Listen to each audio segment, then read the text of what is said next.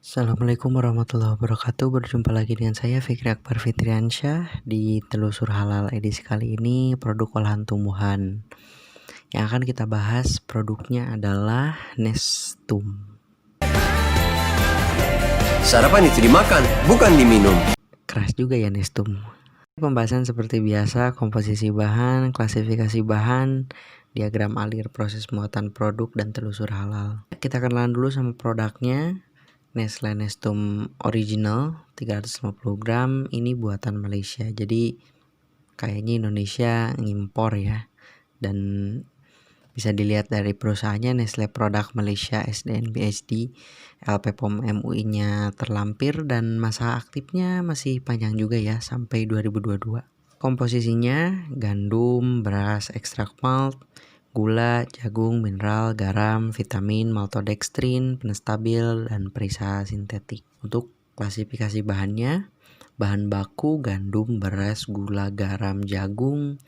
Bahan tambahan ekstrak malt, mineral, vitamin, maltodextrin, penstabil sintetik, dan perisa sintetik. Bahan penolongnya pembungkus primer dan pembungkus sekunder. Langsung saja kita lihat diagram alir proses pembuatan produk oats ini sendiri ya.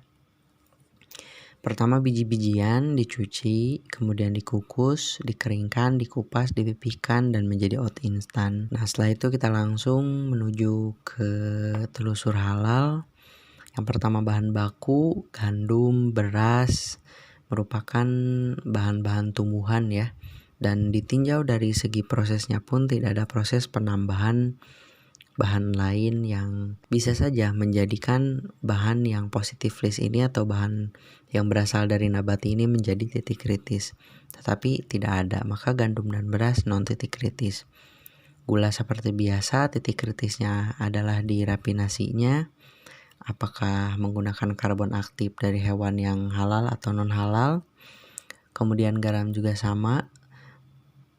Dalam proses rafinasi, apakah menggunakan karbon aktif dari hewan non halal atau tidak, maka itulah titik kritisnya. Selanjutnya bahan tambahan ekstrak malt. Nah, ekstrak malt ini apabila berasal dari nabati dan tanpa bahan tambahan, maka bahan ini tidak menjadi titik kritis.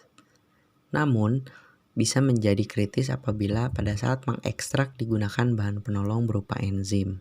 Nah, enzimnya ini harus dipertanyakan berasal dari mana dan menggunakan media yang halal atau tidak.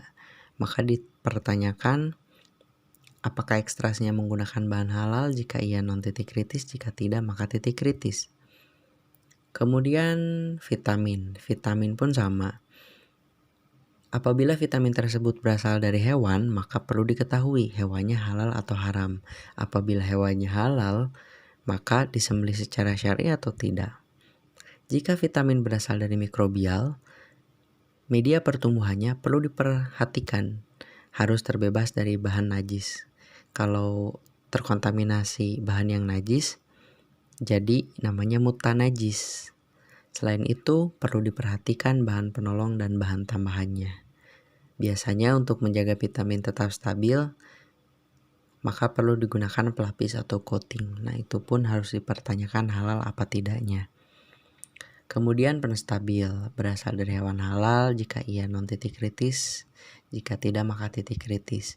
Mineral sudah jelas non titik kritis, maltodextrin non titik kritis, perisa sintetik non titik kritis.